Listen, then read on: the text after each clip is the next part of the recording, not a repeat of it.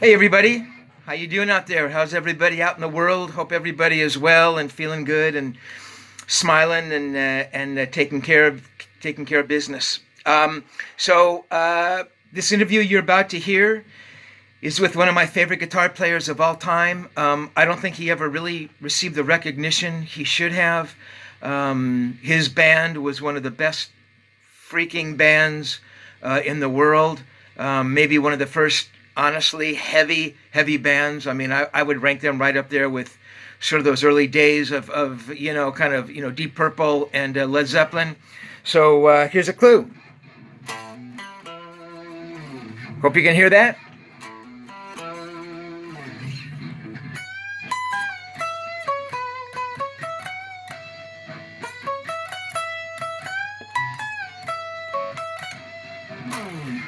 Of course, Leslie West, Mountain, Nantucket Sleigh Ride. Never in my life. What an unbelievably great band they were. Leslie's recent passing was horrible. He was really an unheralded guitar player. He influenced so many people. Edward Van Halen loved him. I mean, everybody loved him. His playing was so sublime, so simple. So I wanted to put this up there. It's my little way of kind of paying tribute to him. I interviewed Leslie back on June 16th, 2012. That was the first time I'd ever interviewed him, though I'd wanted to speak with him for many years. Leslie turned out to be this very sweet, gentle guy. He loved Cream. I mean, he, revered Cream. I mean, that was really the template for Mountain. And, he talks about Cream and he talks about Jack Bruce in the, West Bruce and Lang Band. And he talks about Woodstock and he talks about his guitars. Just an unbelievably cool guy. Marvelous guitar player. And so I hope you check this out. He really deserves to be recognized. And yeah, man. So again, thanks to all you subscribers. A future thank you to future subscribers. We need your support so we can keep putting this cool stuff up. Hope you dig it. Hope you have fun listening. And be well and take care.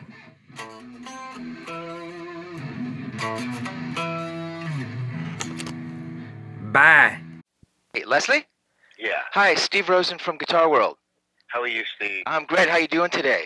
Good, man. Terrific. Leslie, thank you so much for doing this. Oh, my pleasure, man. I have to tell you, I've been a music journalist for, close to 40 years, and we've never spoken before, and you've always been sort of one of those guys for me, so it really is a real joy to speak with you today.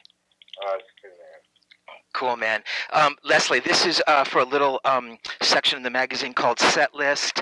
So we're going to kind of, look at some of those songs that you did at the Iridium on Wednesday, and talk a little bit about how those songs got written, and why you like performing them live, and audience reaction, that type of thing. Is that cool? Yeah, good. You have a copy of the set? I do. I know that you opened with "People Get Ready." Was just wondering what I mean. Obviously, you love that song and everything, and one of those great Curtis Mayfield things. I mean, what makes that such a kind of a great opener for you, Leslie? Well, it's a good warm-up song to me, and I used to love listening to Jeff Beck do it, with Rod Stewart. And, amazing. And I just started fooling around with it one day, and I said, you know what? This would really work out good if I could figure this out. So just also it's a way of telling them, people get ready. I'm starting now. Oh, I never looked at it like that. Leslie, I was looking at some YouTube stuff, and that's one of those songs that you've got your E string tuned down, so you kind of got that open D thing going on. Yeah, I tune most of the set. I actually use the drop D tuning. Oh, you do? Yeah, I just play the chords the way you normally play them, and I just started getting used to it. I think there's a couple of songs I use regular tuning, and other stuff is drop D. How long have you been doing that?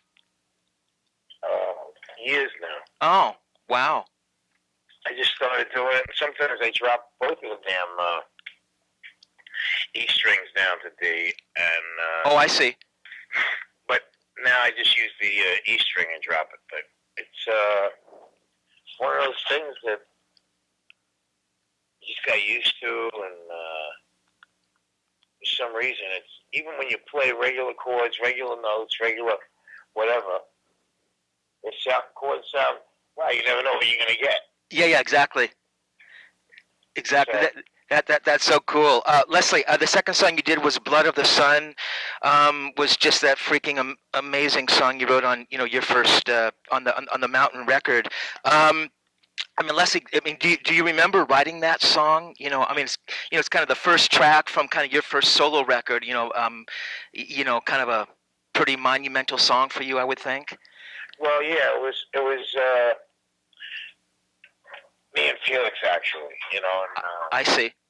I changed it around. I don't know if you noticed, but it's a little bit different than on that first record. It's a little slower. I added some stuff to it, and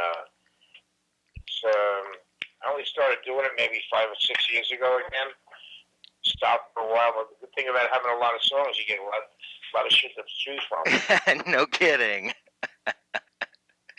That's so cool. So Leslie, I mean, was that sort of one of the first songs you wrote with Felix way back in the day? No. The first, I think Dreams of Milk and Honey, well, yeah, most of the songs I came in with, and he added stuff to it. I see. On that first album. My memory's not that great way back then, but I'm pretty sure I know Dreams of Milk and Honey was the first, and Long Red was on there, and that became something in a different animal. I mean, Jay-Z used it for 99 Problems, sold 7 million copies.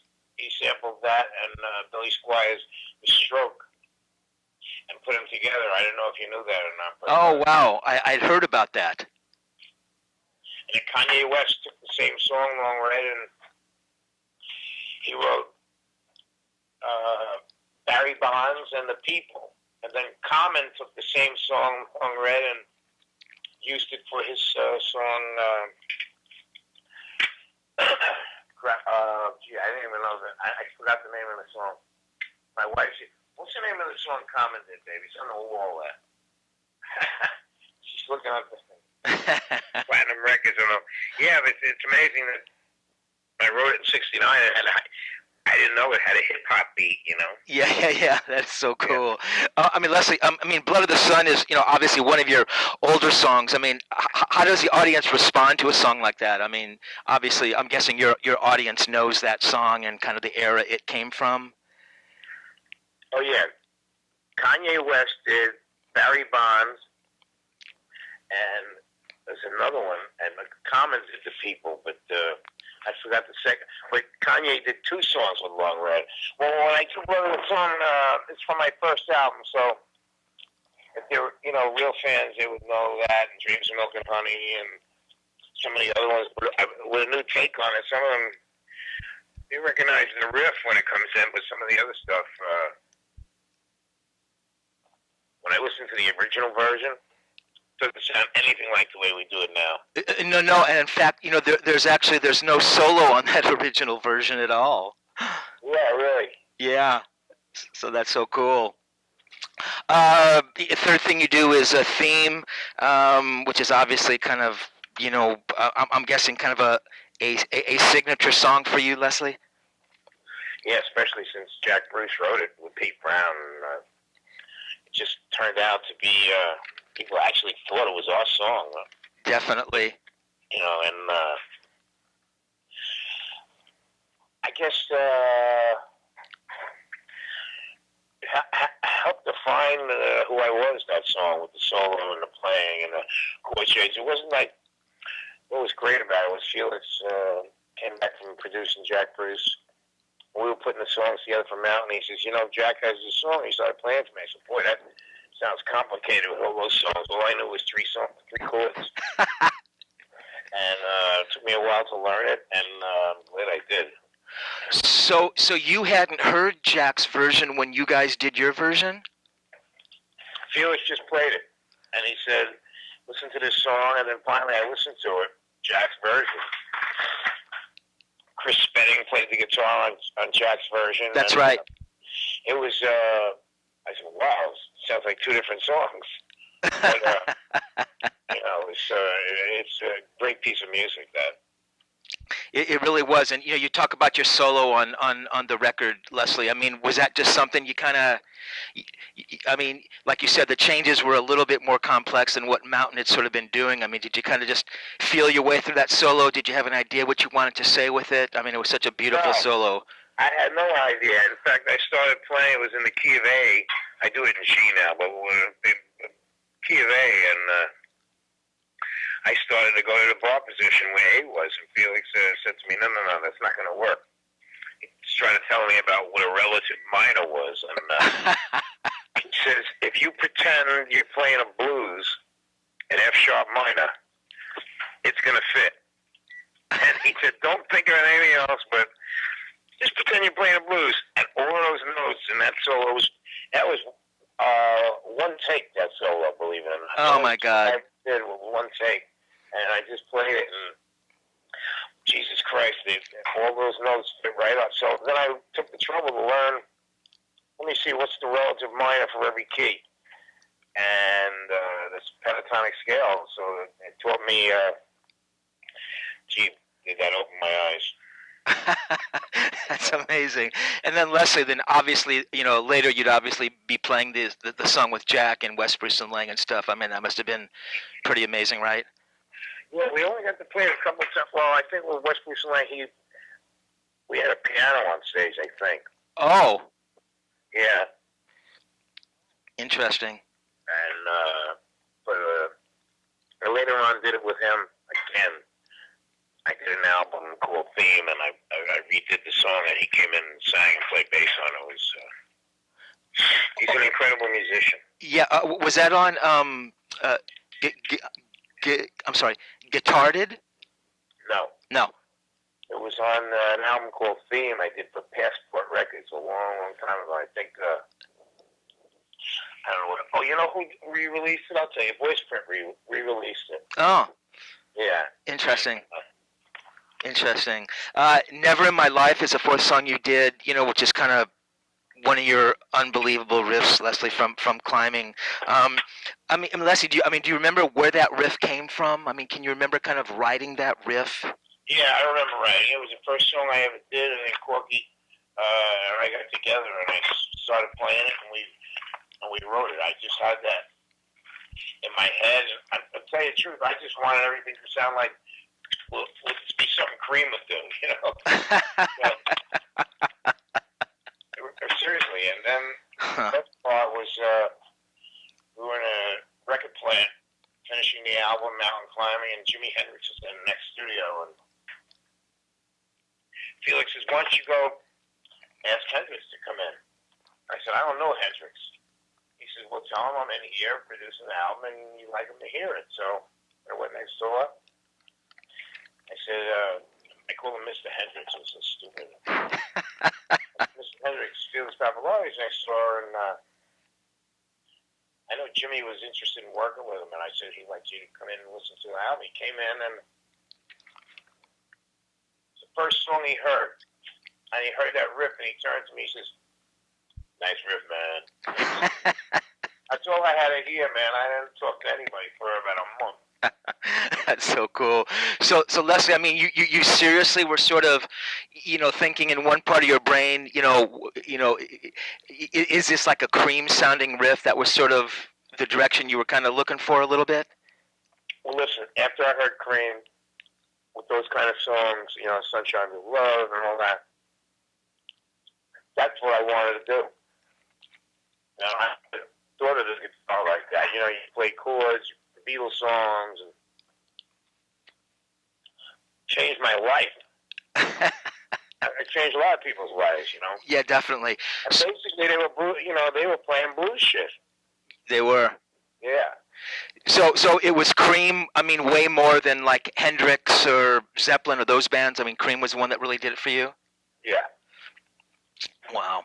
And I could tell because I bought 10 copies of Fresh Cream and Wheels of Fire, and those. Felix had produced my first group, the Vagrants, and I'm sorry, when I first heard the album, Israeli Gears, I turned it over and I saw it's produced by Felix Pappalardi. Oh. I said to my brother, is this the same guy that produced us, Vagrants? He says, yeah. I said, well, why don't we sound like Cream? he says, we suck. So I started practice a lot. That's unbelievable. So you didn't know that Felix had produced the Cream record? Can you imagine? No. No, I can't. I saw his name and I said, oh my God. That's so amazing.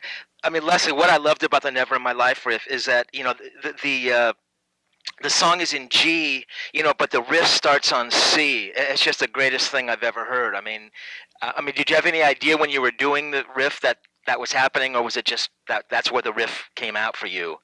Until you just told me that right now, I never realized that. Really? Yeah. Wow. It just naturally went to the 4 chord, you know, which was C. If you're playing in G, you went to the 4 chord, so the first note was C. Exactly. But I don't know. It's such an easy riff to play, man. It just flew out of me like, wow, look at that. I don't have to think about it. It's so cool. I mean, it's just an unbelievable riff, Leslie. How old are you, by the way? I am 58.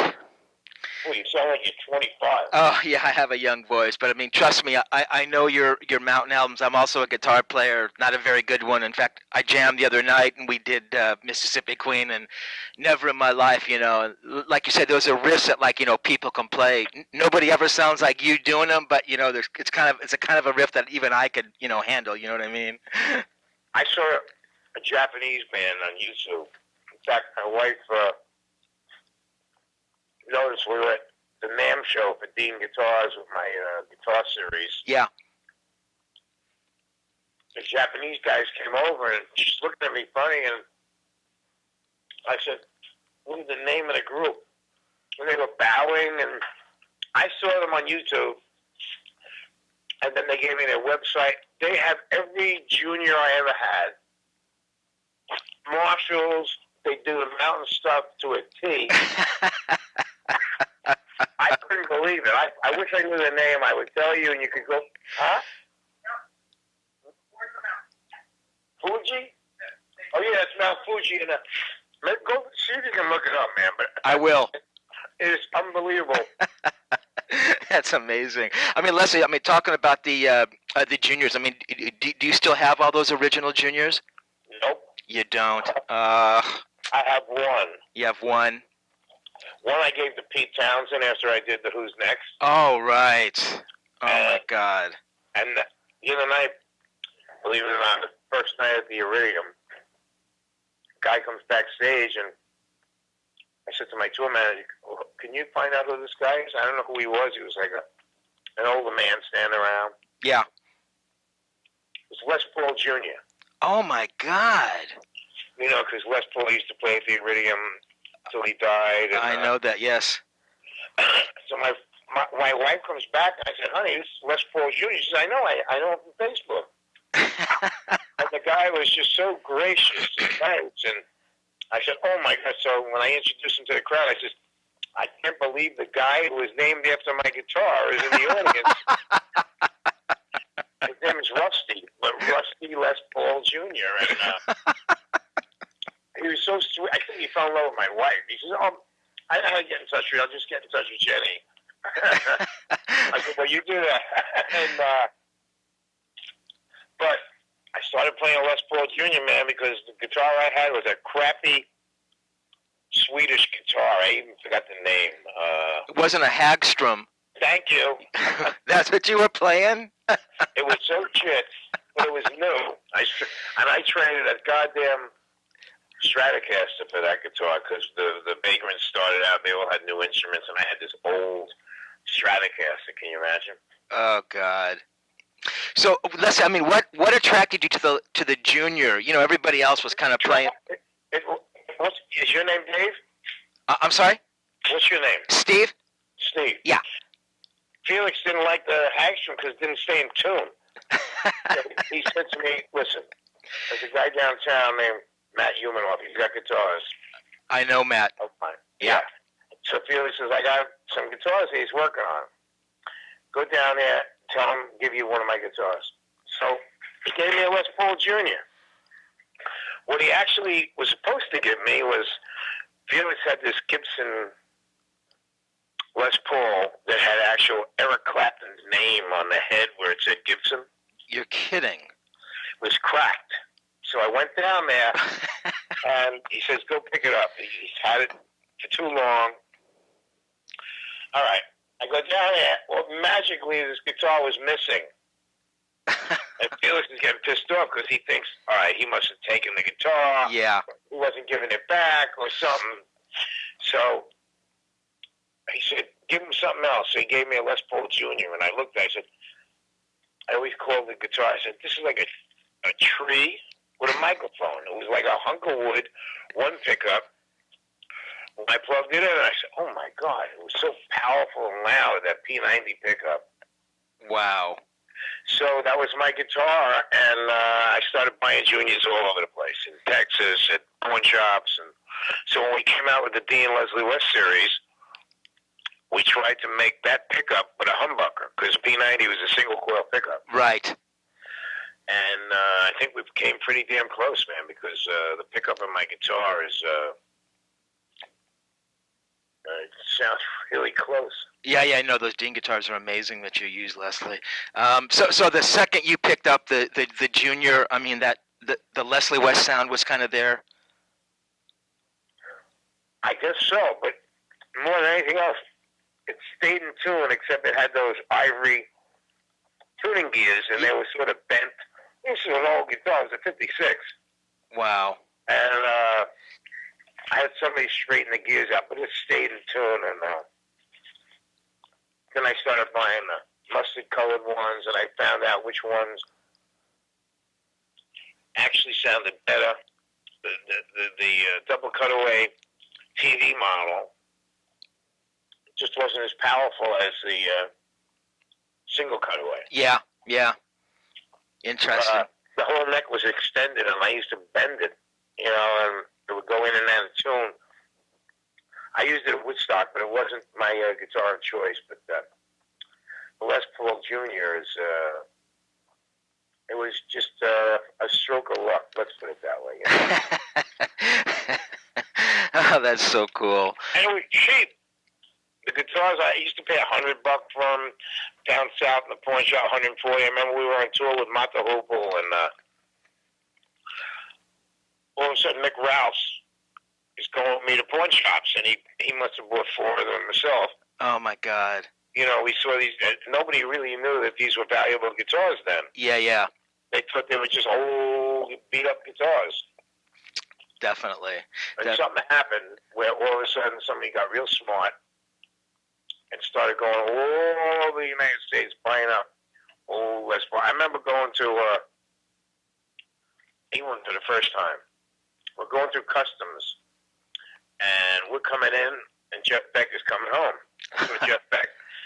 And customs had him stop, opening up every guitar case because he was coming home with a shitload of, Gibsons, Yeah, right. Strats, and they would charge. They didn't know what duty to charge on these guitars because they were all guitars, and I think he may have been making up. Oh, this one is probably $60. Yeah, exactly. They didn't know what to do. They saw this guy coming back with all these old beat-up guitars. That's so cool. Leslie, just you touched on, obviously, Mountain, we're at Woodstock, and you guys actually performed theme there. I mean, can you remember that performance of that song there? Yeah. Yep. I know. Well, Corky wasn't in the group then. We had this other drummer, Andy Smart. Right, that's right. And the reason we were on that show was because Jimi Hendrix's agent was our agent. Ron Terry, his name was. Wow. And we got a really good spot. Saturday night, just when it was getting dark. And believe it or not, Steve, 40 years later, I got married on stage with my wife, Jenny, at the same place at the 40th reunion. Oh, that's so cool, man. You can see, actually, you look up Leslie West Wedding on YouTube, you'll see us playing there. They built a beautiful amphitheater right on the spot where the original stage was. That is so cool. I mean, Leslie, at the original Woodstock, did you have a chance to, talk to any of those other bands or hang out or anything like that? Yeah. We rented our own helicopter to get up there because we were in San Francisco. Oh, wow. Back to New York, we knew that place was, you couldn't get, the thruway was closed. Are you from New York? No, but I know the kind of the layout pretty well, though. Yeah, well, every highway was closed. Yeah. And, I guess my managers were smart. We rented our own helicopter, except he had to make 2 trips. It was a smaller helicopter, and there was 5 of us or six of us, and I was much heavier at the time, so he had to make 2 trips. So we landed behind the stage, They had a place for helicopters to land. Yeah. And we got there around 5 o'clock, and my manager was waiting for us. He said, look, spread out. Don't stay together, because if they see you all together, they're having trouble getting bands to get into the site. They're going to want to get you on. Mm-hmm. You don't want to go on early. Just come back around 7:30. So I hung out. But after we finished, I think the Dead went on before us. But after us, Creedence Clearwater, I couldn't believe it. A hit after hit after. I couldn't believe they had so many hits. Pretty amazing, yeah. You're hearing it all at once, It was like, oh my God, that's it. And then the Who came on, did Tommy. And then Sly and the Family Stone came on. It's the first time I ever saw people use a Bic lighter and click the Bic, for an encore. Oh wow, yeah. So we got to stay all night because the helicopter wouldn't fly at night in the dark. In the mountains, you didn't want to crash into the mountains. There was no lights. So we got to stay all night and listen to everybody, and we left around daybreak, 6:30 in the morning. Ah, that is so unbelievable. That is so incredible. Leslie, for song number 5, you did a medley of "Blown in the Wind," "The Cell," and "Long Red." I know that you did the Dylan covers for Masters of War. I mean, is he someone you always dug, kind of back in the day, Leslie? I mean, his songwriting and his songs and stuff. No. Ah. In fact, I moved to Woodstock, the real Woodstock, the town of Woodstock. After the festival, I bought a house up there for the summer. But I didn't know what house to buy, so the real estate broker was taking me around. She said, well, I have one house I'd like to show you. Belongs to a famous songwriter. And I'm thinking, Tim Hardin, the guy that wrote A Firework Officer, maybe I know he lived there. Right. Well, I was really trying to be a rock star then. I bought a Bentley. A Bentley was my first car I ever bought. Wow. So I get in the car with the broker, and we drive into this place. Now, the place needs a lot of work. It was a gigantic log cabin, but it was a mansion. It was built out of logs, but it was a mansion. Creosote and all this. You go in the house, and I don't know whose house it is yet. Of course, I'm trying to see whose house it is. And I go out on one porch. I don't know if you've ever been to those photo booths where you put $1 and you get 4 little photos. Yeah, yeah. And on the porch, I see a strip of those photos. It's John Lennon and Yoko. Wow. I say, wait a second. I know he didn't live there. And I'm walking around the house, and I go in the living room. And Steve, on the wall, the whole wall, is the most gigantic picture of Dylan from Nashville skyline Yeah. with a harmonica thing around his Yeah, neck. yeah, I know it. And I see a big jumbo Gibson acoustic guitar and a piano, and I gasped. I got so scared, I ran out of the house, got in the car, and we left. I mean, I said, "Oh, this is Dylan's house." I was like, "Wait a minute, I'm in God's house." Oh, I didn't buy the house, but I knew that's where I wanted to live. It was like I became friendly with the guys in the band. Robbie Robinson lived down the road from me, Rick Danko, and so Dylan was never really.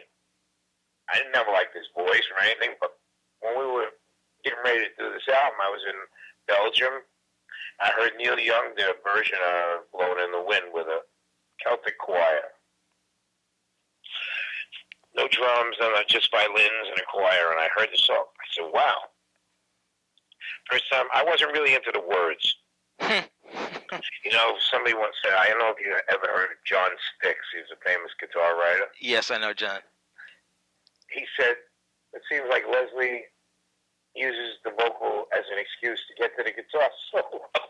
You know, so I started listening to his songs. And I started working on the arrangement of "Blowing in the Wind," and we did. And then all of a sudden I said, well, you know what? I got to figure out what other songs of his maybe we could do. "Subterranean Homesick Blues," and then I forgot the other one, "Serve Somebody." And those were the first three. And then all of a sudden, we started looking and figuring out, yeah, times they are changing. Highway 66, and I started figuring out I got to arrange these songs so it sound like mountain songs. I don't want to sound like Dylan. Right. So it really worked out really well, and I love that album to this day, man. It's like people ask me that. You must have been a big Dylan fan. I said I wasn't. So I looked at his lyrics, and we became friends with his manager now. I forgot Jeff's name, but his father was actually Dylan's accountant. Albert Grossman was his manager. So That's right. played it to Jeff, and I said, Jeff, how many songs has Dylan written?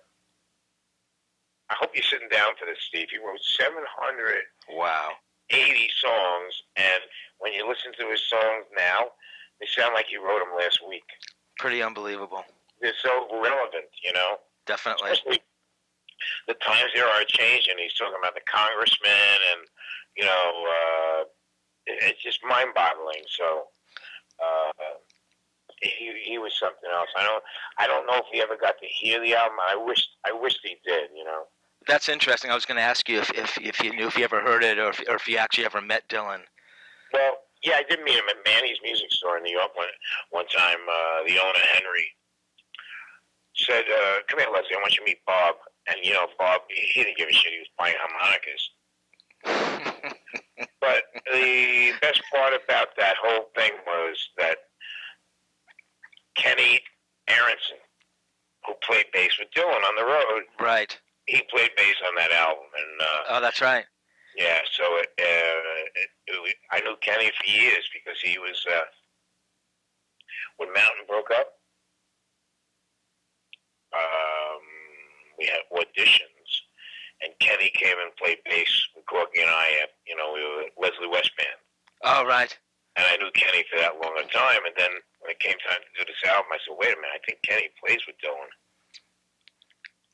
So, more things change, the more they stay the same. Yeah, there you go. That's so cool. So Leslie, I mean, so you did kind of doing your version of "Blown in the Wind" live, and you know, people kind of get off to that, right? Well, you know, on the album, I did it two ways. I did it acoustically. That's right, and electric, right? I know. I tried to make it a heavy song, and it worked out great. And there were two versions, I believe, acoustically on there. And what version do you do live? Well, it's the acoustic version, but I do it with an electric guitar because it's difficult to get a good sound with an acoustic. You know, even if you mic it or you put a pickup in it, or electric, you know, so I can get a relatively close sound on the electric. Gotcha. And then that kind of segues into the cell. Yeah. That's what you did, and then that segues into Long Red, which I sort of do them.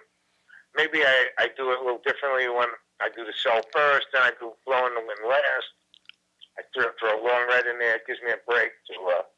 I see. So I mean, how did that medley come about, Leslie? Just kind of putting different things together, and you realize those three songs kind of work together in various configurations. Well, it gave the guys a chance to take a break on stage. Gotcha. And when I had both of my legs, I know you probably know them. I do, and I'm so sorry about that. My dad had diabetes, so I understand. But anyway, he used to give me a chance to sit down and play. Now I'm sitting down.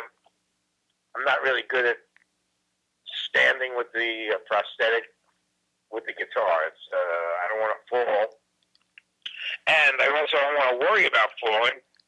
So I'm still sitting to play. So gave me a chance just to take a breather and bring the whole, the sound down in the room and just sing with me and my guitar, and it breaks the setup pretty good. Gotcha. Yeah. I'm sorry. Go ahead.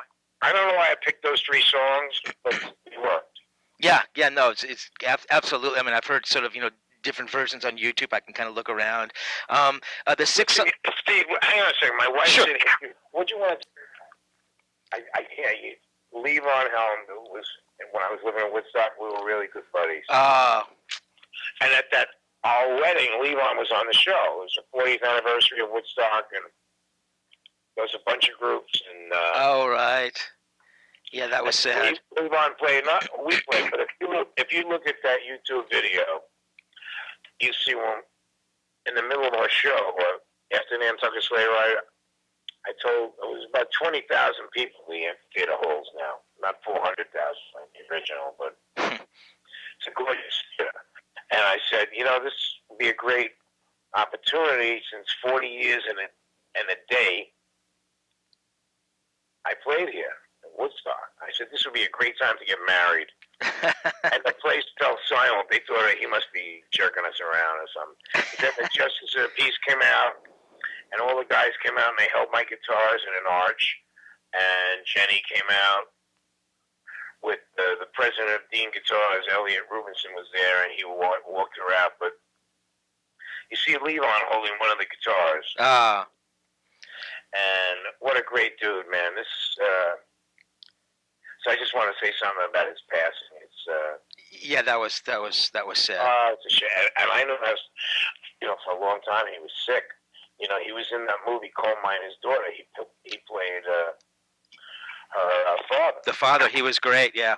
He was great, and he actually, I don't know how it happened. He shot himself in the knee, and he was injured or something. So, but he could have really gone on and had an acting career because he didn't. That was him, man. He wasn't acting in that movie. Yeah. No, that's cool, man. I'm so glad you brought that up, Leslie. Song number 6 was "To the Moon," which is from your Unusual Suspects record. Unbelievable, right? I love that song. Yeah, man, unbelievable song. The melody and the darkness of it. Well, I wrote it 7 years ago when I was in England. There was a group in England called Stray, S-T-R-A-Y. Mm-hmm. And the guitar player there, his name was Del Bonham. And I was staying at the tour manager's house in Scotland. And Del I was on tour with just myself, Todd Wolfe, who was Sheryl Crow's guitar player. No drums, just a duo. And Todd had to go back and do some shows, so my tour manager, Paul Newcomb, said, look, Del can go out and do it with you. So while we were at his house for a couple of days, at Newcomb's house, he invited Del out, and I said, Del, I have this song. He started writing some lyrics down, and I said, my God, this is great lyrics. So when it came time for doing the album, I started fooling around with the song, and my producer now, Fabrizio Grossi, he said, why don't you think of it as like if you wrote this song back during your LSD tripping days, because it had that kind of vibe. It's got a haunting familiar, and all of a sudden it goes into the heavy section. But basically, Steve, what it's about was like every night after the show, I want to get as high as the moon, you know. And if the words in there, it says, after all of the stuff, I didn't realize I was already on the fucking moon. You know, you couldn't get any higher than I was. So it worked out great. And of all the songs to play live, I haven't played Mud Flat Mama yet, but it really worked. We started doing it, and it really feels great doing that song live on stage. It doesn't. People kind of respond to do it as a newer song and stuff. I was surprised. Yeah, the reaction was incredible.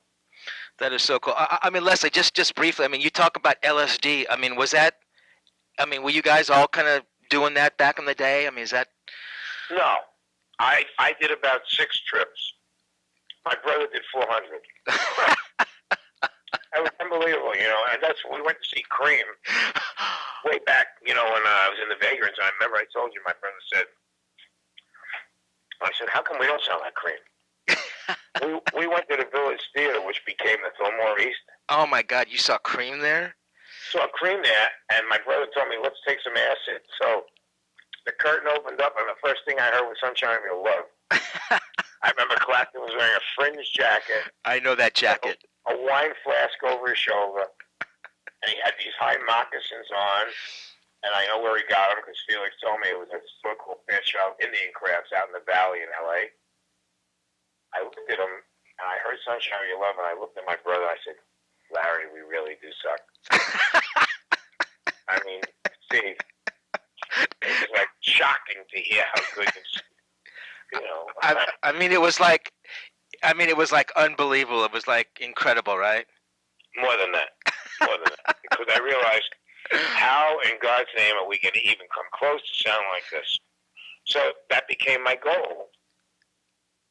There's got to be a way they do this. And having met Jack Bruce years later, Felix introduced me to him. I saw, besides being an incredible bass player, probably one of the best. Jack wrote a lot of stuff on piano. And when you play songs on piano, being a guitar player, playing along to the changes on a piano, you play differently. Like on Unusual Suspects, my partner now, Joe Pizza, which is his real name. Joe owns a gigantic pharmaceutical company here, and they have a studio that they built because they had to introduce the pharmaceuticals that they license all the compounds that make the drugs that come in the country. 98% of the antibiotics come in this country have to be licensed by Interchem, which is Joe and Ronnie's company. Mm-hmm. I went to school with Joe and Ronnie, Hackensack High School. And so my wife works with Joe, and he plays her, he's got a grand piano in his office, and his partner Ronnie's got drums. You can't work at Interchem unless you're a musician. It's a gigantic company, Steve, generics, and she said, you got to hear the song. So I listened to this song, Legend. It was called Just Call Me Legend, and Joe played it for me. I said, man, those changes are great. I said, but there's no way in the world I'm singing about a song that says, just call me Legend. Yeah. You know, that's all this. So what I did was, I figured out, what if I said, don't call me Legend, I just came here to play. That's my favorite song on that album, and it reminds me of Theme from Imaginary Western because it's got those kind of changes. Interesting. And we write together now. He wrote One More Drink for the Road. Nothing's changed. And he's really, really, really a great writer. And I'm trying to, let other people hear that he's been thinking around for years. I know him besides going to Hackensack High School with him. And also Joe and Turner went to Hackensack with us. We're all friends. And they were a little younger than me, but Joe was in a band, and if your last name was Pizza, it would make sense to call your group Slice. Right? So he asked me to play on his album. Back then, Joe and Turner said, I'm working with this guy named Joe Pizza, and he's doing an album. I'd love you to come out So I went out to New Jersey, House of Music studio, and I met Ronnie and Joe, Mm-hmm. their partner Marco from Italy, another scientific genius. 7 chemical plants in Milan. Wow. I mean, it's gigantic, but the fact that music is involved there, it's like people can't believe that. What's going on in that place? Yeah, exactly. It's a huge complex, but upstairs is a great studio. And the engineer from House of Music, Mike Goldberg, that's where he works. So he became my engineer, and we did all the pre-production for Unusual Suspects up there, and sending the tracks out to California where Fabrizio's from. Then he would send me back his ideas and so on and so forth. But having the studio like 5 minutes from my house, Mm-hmm. to go there anytime I want, and every other day my wife says, because she's Joe's personal assistant, she says, "You got to hear this song Joe wrote. He wrote another song." And only when Jenny says to me, "Listen to this one," I'll listen to it, because everybody's got a load of songs that not for me. Yeah. But she can tell now, you should listen to this. And, Yeah. I trust her. That's so cool, man. That is so cool. What a great story. Well, she spells her name, by the way, Jenni. I will make sure that that's in there. Absolutely. The only reason I'm telling you this is because my ex-wife's name was Jennifer West. And there's no comparison to you got to look at the wedding when you get off with me. You'll be really entertained, man. It was right during the show, or towards the end of the show, and we just had one more song to do, Mississippi Queen, but see her coming out and getting married. So, like I said, the people at first thought I was jerking them around. I'm going to get married. And then when he saw everything, the Justice of the Peace come out with his robe and everybody, and then he asked at the end of the ceremony, "Does anybody here can be a witness?" And the whole place started screaming, "Yeah!" I had like 20,000 witnesses. But it was quite an event, I got to tell you. But the good thing is, now I have somebody. I was never really good at lyrics. I could come up with a line or two. Like, never in my life was my line, Oh, really? "Did I find a girl like you?" That's all I had. So Corky started working on it, and it was the first song we wrote together, and he came up with the lyrics, the rest of the lyrics, and I think even Felix stuck his 2 cents in there and took some credit for it, and I don't know if his wife's name on it, but Yeah. I try to avoid anything to do with talking about her, because she shot, killed Felix and got away with it. So, It was horrific. I know. I know. yeah, absolutely amazing. Unless you bring up an interesting thing. So the lyric part of kind of what Mountain did, that you really didn't get that involved in the lyrics. It was mainly. I came up with, titles and ideas, like Silver Paper. Yeah. That was my idea. And Long Red, because it was about a girl I used to go out with long red hair. And Dreams of Milk and Honey, sitting in the blue room, my apartment, I had a bedroom that was blue. And I wrote it while I was sitting in the damn blue room, staring at the walls, because I was fucking high. And what else do you do when you're high? You just stare at the walls. So it's like, somehow some of these songs have actual relationship to me. Yeah. Certain songs, it's like, "Oh, why'd you do that song?" I said, "Well, it sounded good." It had nothing to do with me. And I'll give you a great example. Jay-Z's song, 99 Problems. I was so flattered. I think what happened was, I'm very good friends with Howard Stern. I'm on his show a lot. Right. And I know Rick Rubin is a fan of Howard. And I believe, Jay-Z had retired. And Rick talked him into doing one more album, which became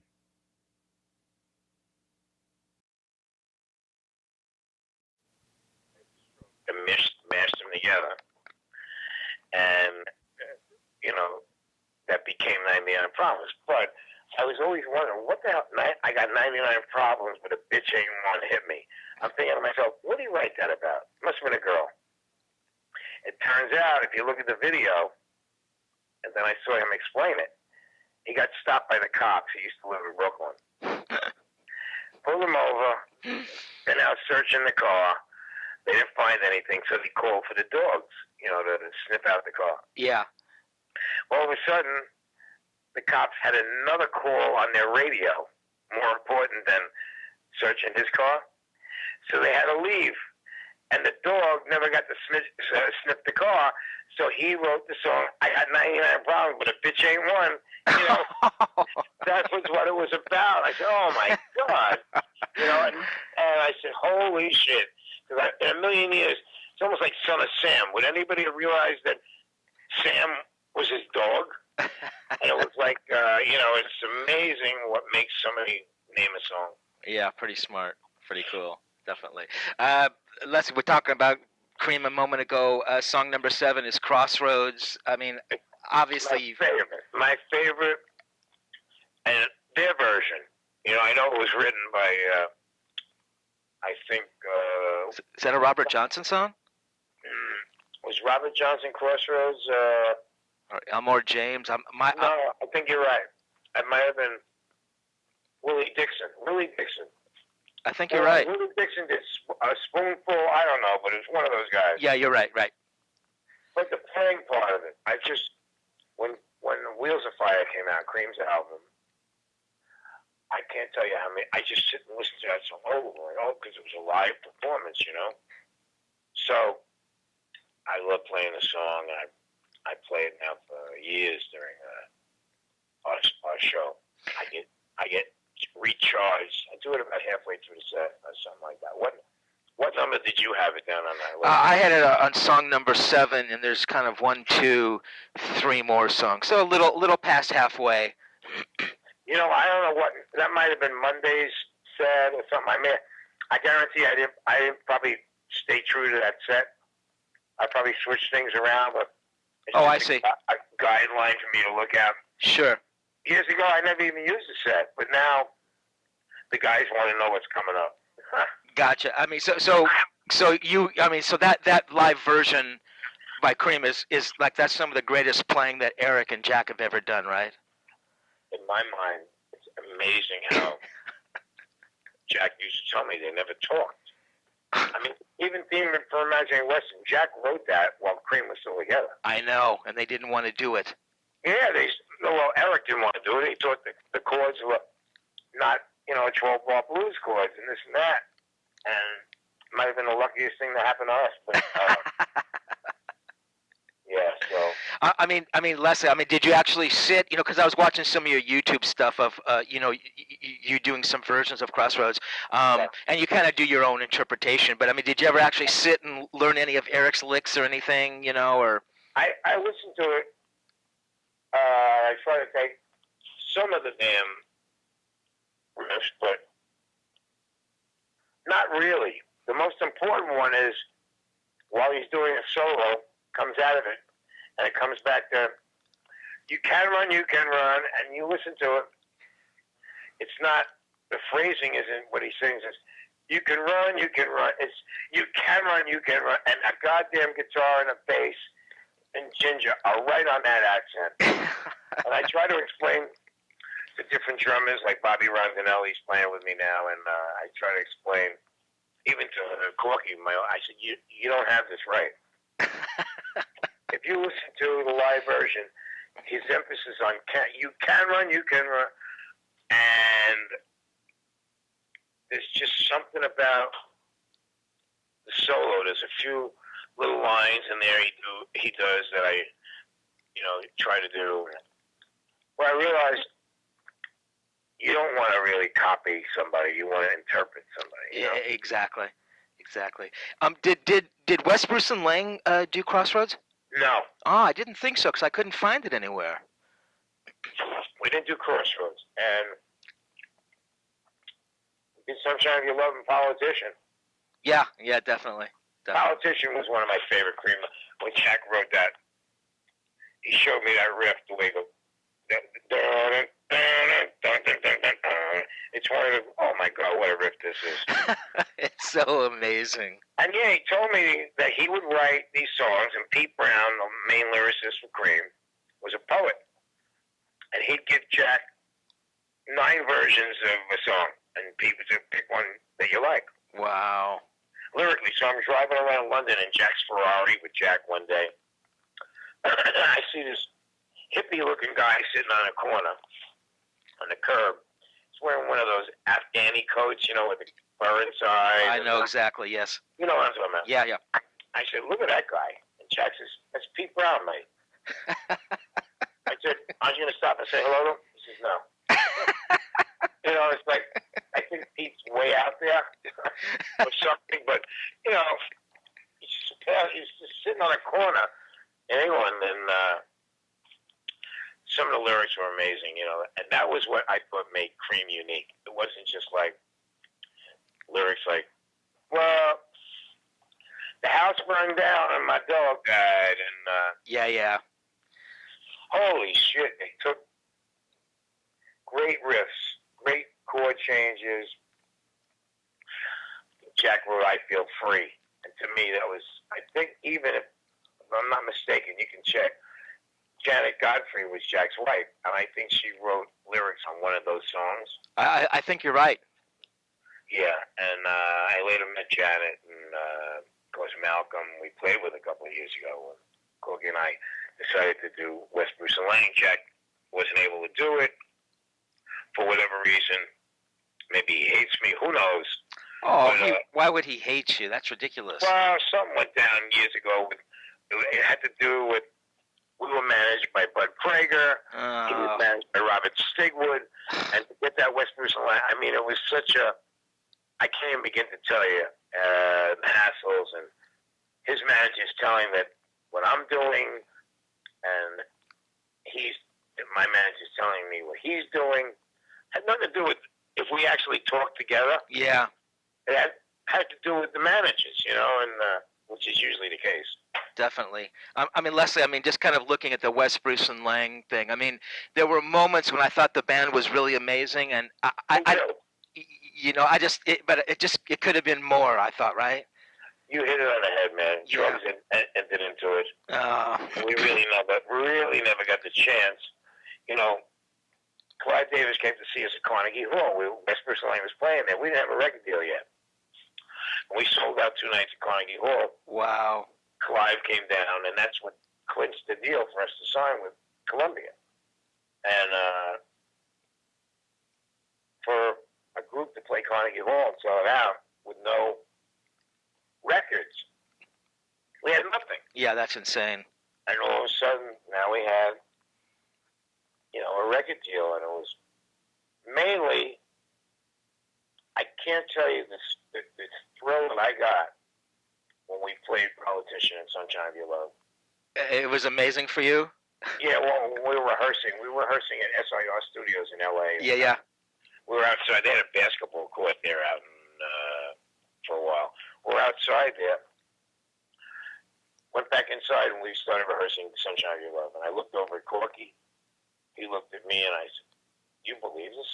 We're playing this fucking song with the guy." You know, and that's what, you know, if you can feel that in a group. But then drugs got into it, and we could have gone so much further, you know. Yeah. It was too bad, but at least we do have those albums. Can't take it away, you know, they're there. Oh, positively. God, those stories are just the greatest, Leslie. Nantucket Sleigh Ride is the next song you do, which was, you know, such an unbelievable song for you guys, you know. I mean, from the Nantucket Sleigh Ride record, and, you know, it's sounding, you know, a little bit more arranged, and you can actually... I hated that song. I'm sorry? I hated that song when we were first rehearsing at Woodfield. It was so complicated. All the sections, and, you know, look, Felix used to conduct a 90-piece orchestra at the University of Michigan. And he also worked with Dinah Shore. I don't know if you ever heard of Dinah Shore. Oh, sure. I didn't know that. So he was her arranger. And so, having conducted a 90-piece orchestra, his training in classical music was so over the top. And I had absolutely no training. So I think it worked really good. It's where the song Animal Trainer and the Toad came up. He was the animal trainer and I was the toad, you know. It's like, he says, don't think, just play. I'll think. And was. Nantucket Sleigh Ride was so difficult. And then one of the first times we went to England, called my manager. I said, listen, can I get some money over here? Because they use different money. I didn't bring enough U.S. money. He says, go over to David Harris's office. David Harris was, I guess, the company accountant that we used. Mm-hmm. He says, ask him for whatever you want. I said, how do I have a Nantucket Sleigh Ride became the theme song of the most popular show in England called Weekend World. It was the theme song for 18 years. Wow. Every commercial, and it was a 4-hour show, Steve. Every commercial, all you heard was da da da da da da da. So I got to play with Zach Starkey once with the British Symphony in New York at the Beacon. I think we were playing the music of Pink Floyd, the Beatles, Led Zeppelin, and all of a sudden, I'm realizing, wow, Zach's the drummer. So at rehearsal one day, I started fucking up on purpose just so we could take a break and I could talk to Zach. And he says to me, me and me dad watched that fucking show just to hear your song, mate. So that was great. That Weekend World used Nantucket Sleigh Ride as their theme song. That's unbelievable. So when we played Networth, one of the big festivals over there, Sure. I couldn't believe how 100,000 some odd people, we started playing the song and they were cheering right away. I said, how do these people know this song?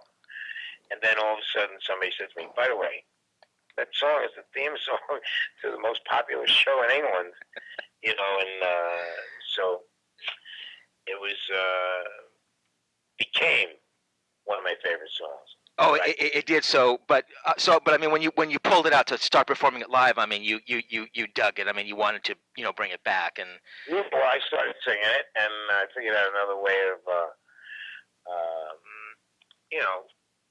we don't use a keyboard on stage, so I had to fill in for the keyboard myself. So it makes me play more guitar, not just solo guitar, but rhythms and different. No, I gotcha. Yeah, interesting. Yeah, because Steve Knight, it was actually one of his better keyboard performances. Yeah, that might have been his best, and there were two. I don't know if you know this, but there's a piano in Mississippi Queen. Oh yeah, it does that little Yeah, most boring, stupid part. I wish to God it wasn't on the record, but Felix's whole thing was he didn't want us to sound or look like Cream. And maybe not sound, but he didn't want us to look like Cream, so that's why his friend Steve Knight, who was actually a bass player, Oh, is that right? Yeah, and he never played the organ before, so he's playing a B3 organ, and the best songs he ever did for us was I had a song called Don't Look Around and played keyboard on that. That was great. And the Mississippi Queen bit wasn't my idea. I don't know what the hell that little stupid part is doing in that song, but I think it didn't hurt the sales of the song. Yeah, but, no. And while we're here, Leslie, Mississippi Queen is the next song you do. I mean, is that your signature song, Leslie, do you think? I would guess. Yeah. I mean, Corky and I wrote that in my apartment. What happened was we were in the studio, we're doing mountain climbing. We had no songs. There's what other songs you got? I said, we have quite a few. We didn't have shit. So I invited Corky over, who is now in the group. I invited him to my apartment, and I started playing this riff. I said, you need lyrics?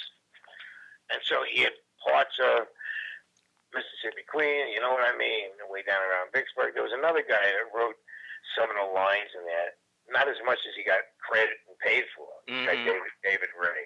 Hmm. But I know what part he wrote lyrically. I know what Corky wrote, and it took us about a half an hour to write it. And so we got in the studio. Felix says, play it for me. So Corky and I started writing it down, and Felix says, count it off. The cowbell. He counted it off with the cowbell. Oh.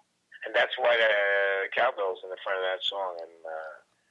And then I re-recorded it with Ozzy a few years back. He did a version of it Under the Covers, or his, yeah. The Darkness box set. Yeah. And I went out to the house and recorded it. Totally different version. And then we put a riff in the middle of it, and if you listen to that version, it's heavy like the one we did, but that little riff in the middle, this is great. We started doing it like that on stage.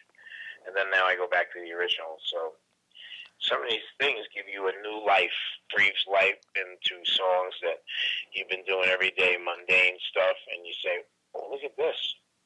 That's what I was going to ask you. How do you, breathe new life into these songs that you've played 1,000 times before? I just try to change it somehow. I don't play it the same every night. If I play it the same every night, forget it. I'll give you a good example. I love Paul Newman, the actor, right? Yeah. So he was discussing what it was like to be married to Joanne Woodward. Right. And he was madly in love with her and this and that. He says, it's like really, really fine wine. But every once in a while, you like to have a beer. And that was the way, so that was what I get out of that. It's like, all right, here's a song. I'm not playing it like I got to do something different to keep my interest. Gotcha. If I keep my interest, I keep their interest. Oh, interesting. So, I mean, Leslie, you say you kind of had the riff. I mean, was the riff kind of there? Da da da da. I mean, was it kind of that I came up with once we were together? But when he showed me the lyrics that he had, I started playing the da da da da, and all of a sudden, I had the crux to the song. So we needed an intro. So we were in the studio, and Felix had started. So Corky counted in. I just started playing, and can't tell you how many different groups, not only doing Mississippi Queen, have taken that riff and used it for their own. Oh yeah, unbelievable. And listen, you know the song "Burn" by Deep Purple? Sure. Listen to that riff. That's Blood of the Sun, man. If you think about the riff with Burn, and I'm telling you, I never got to talk to Richie Blackmore about it, but I know for sure it's a dead fucking riff. Well, thinking about it now, okay, because Burn is da da da da da da da da da da da da da da da. It's kind of a sped up version of Blood of the Sun. You're right. Yeah. And I also thought Michael Jackson's "Beat It" would have played rhythm on that. And he's also on my album, The Unusual Suspects. I thought Never in My Life was from Beat It. And Never in My Life was I mean, there's only 8 notes, Steve, so you could be right. That's cool. That is so cool. I got all those songs. That's about it, I think, on that singles, right? What else? Yeah, and then your last song was "Turn Out the Lights." Right. That's on my Unusual Suspects. Exactly. So what makes that? And Zach and Slash on the original, which was so cool. I mean, what makes that like a good closer for you, Leslie? It wasn't always. I just started doing it now. I see. It was like after Mississippi Queen, after the whole thing's finished. Turn out the light, the party's over. I see. It just seems to work. We don't do it heavy. We just do it sort of close to the record, and there you go. That is so cool. And playing with Zach and Slash on the original, that must have been pretty cool, right? It was really, really, really great. Actually, it was me and Zach did it while I was out in the Valley at my producer studio, and having Slash play on it when we went down into LA. He played on Mudflap Mama. I'm playing slide on it. He's playing regular guitar. So my producer said, "Well, Slash says, is there anything else you want me to do?" And Fabrizio says, "Yeah, actually, I have, an Italian accent. This one." So Zach was on there already. I was on it, and Slash overdubbed his part, and got also all 3 together on that cut. Is like, I can't tell you how thrilled I am. Because the guitar players on that album I picked, I knew they wanted me to see if you can get some guest stars on the album, but I didn't want to pick bass player from this group, keyboard player from that group. Yeah. I'm a guitar player, and those are the guys I love, so I got them to play on it. I just started working on my new album, and Johnny Lang is on it. I was with Johnny last Friday at the studio, and oh, that's great. yeah, we version of When a Man Loves a Woman, Percy Sledge song. Great song. So, yeah, he's another great. That's so great. So Leslie, just two more questions, and I'm gonna let you go. And thank you so much for this. I mean, Leslie, is there a song in the set or a couple songs that you really love playing that you look forward to kind of playing again? Yeah, To the Moon now because it's new. And I do love playing Nantucket Sleigh Ride. Finally, you do. It finally hit me. Like, wow, these are great changes. It didn't sound like. Sort of reminded me of what Procol Harum was. They weren't your average rock group. To me, they were an aristocratic English band. And Nantucket Sleigh Ride and Theme from National Western gave us that extra little, just instead of just being a three-piece jamming, gave us another life because rock groups wouldn't do songs that usually had those kind of changes and stuff. No, positively. That's so funny because, Leslie, I have Procol Harum written down here as sort of have Nantucket Sleigh Ride sort of having that arranged kind of a vibe that was so cool. White Shade of Pale, when I first heard it, I thought it was Stevie Winwood. The voice. I didn't know it was Yeah. Yeah. And then I said, man, then when I found out, I became friendly with Robin Trower and enough so I brought him over this pedal from the United States when I went to see them in the studio. Wasn't Procol Harum. I think Robin Trower was recording. I forgot exactly. Maybe it was probably just a Robin Trower solo record, maybe. Could have been, but anyway, I brought him this Leslie pedal that I had, Sound like a Leslie cabinet. Oh, yeah, which you used on, one of the songs here, one of the originals is... Well, Yasker's Farm, I used it, the guitar, rhythm guitar, and I don't know how it came. Oh, yeah, our road manager, one of our road managers, his name was Kellogg, he was Procol Harum's roadie, and he told me that Robin loved that sound of that, so I went out and got him and brought it over and gave it to him when I first met him. That's so cool. Oh, and you actually use it on the Nantucket Sleigh Ride, right? You use it less on the guitar, one of the guitar parts? Yeah, the rhythm. You're exactly right. Exactly. Leslie. I don't use it anymore. I don't use a wah-wah pedal because after Hendrix and Clapton, there was no reason for anybody to use a wah-wah pedal. So you don't? Do you use any effects on stage, Leslie? Yeah, I use. Now I'm using Black Star amps, and they have built in just a pedal with 4 sounds: clean, heavy, clean, dirty, and then super dirty. But the thing is, now that I'm an amputee, I needed to really streamline my pedals really good. Gotcha.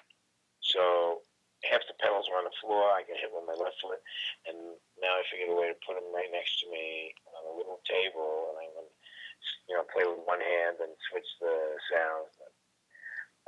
I don't think I use.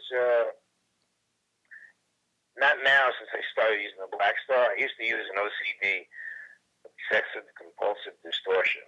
Like full tone. It's really the best overdrive pedal I've ever, and I've tried every one.